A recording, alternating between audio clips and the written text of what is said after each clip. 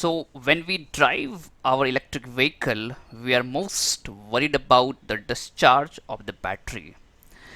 And that's why we want to get some fair idea of it. Let's say if I drive 1 kilometer, how much energy is going to consumed from the battery, and that's where we are going to calculate it. On which factor the energy consumption depends? It depends upon the either torque of the motor or the speed of the motor.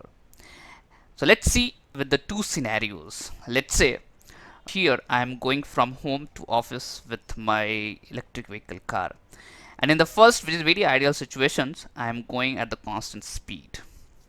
This is the one case.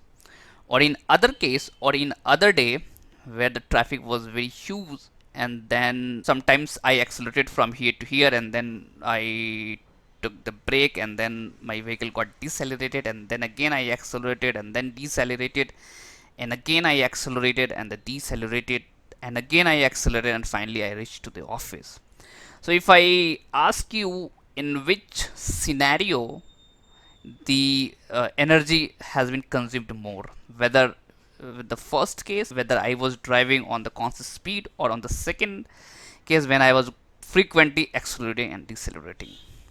So let's see. So what we are going to calculate finally, the watt hour per kilometer, or energy consumption per kilometer.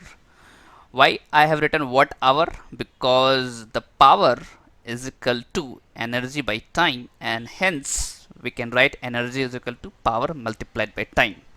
The unit of the power is nothing but watt, and here the unit of the time, definitely it is second, but here for the biggest amount of energy we take as hours, so that's what we have written energy in the form of watt hour per kilometer.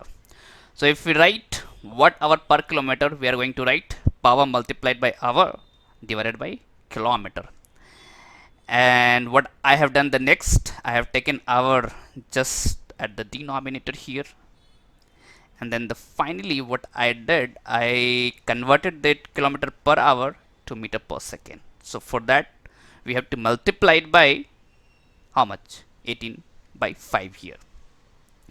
Now, so the power formula we know, the power is equal to torque multiplied by the RPM of the motor, and the speed of the vehicle we can write this, the RPM of the wheel multiplied by the radius of the wheel. Why? Because V is equal to R omega. In the case of wheel, the radius will be the wheel radius, and the omega will be the RPM of the wheel. So that's what I have written over here. So if you go to the next expressions, so we can write here this wheel RPM in terms of motor RPM divided by the gear ratio here again, and then all the expression remains the same. So let's go forward here. So this and this got cancelled, and only we are left with the watt hour per kilometer is equal to the torque of the motor multiplied by the gear ratio divided by the radius of the wheel multiplied by the constant, which is 3.6 over here. So let's say we have built the vehicle, then all the parameter, which is the gear ratio, the radius of the wheels, remains the constant. So only the variable here is the torque of the motor, and hence the energy consumption per kilometer does not depend upon anything but only and only the torque of the motor. So now coming back to the our discussion or scenario of two case. In one case where we were going on the constant speeds, when we go at the constant speed, the torque requirement from the vehicle will be very less.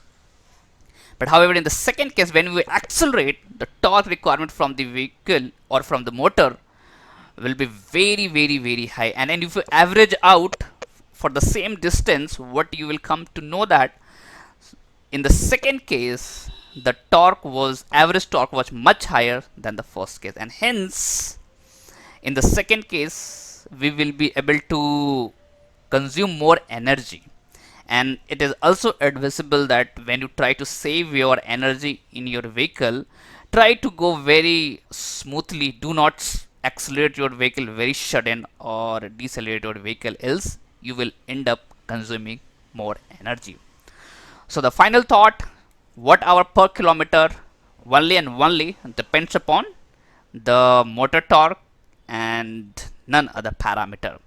And the expression for watt hour per kilometer is here: the torque of the motor multiplied by the gear ratio divided by the radius of the wheel multiplied by a constant 3.6.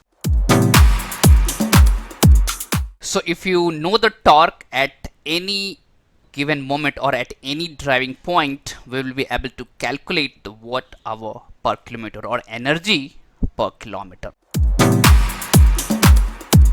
So let's go to the Excel sheet and let's try put this formula into the Excel sheet, and we will start playing with this formula to know what is the speed at any given time, what is the distance at any given time, and what is the total energy consumed when, let's say, the vehicle has traveled for the time t. So let's go and then start playing with this formula in Excel sheet.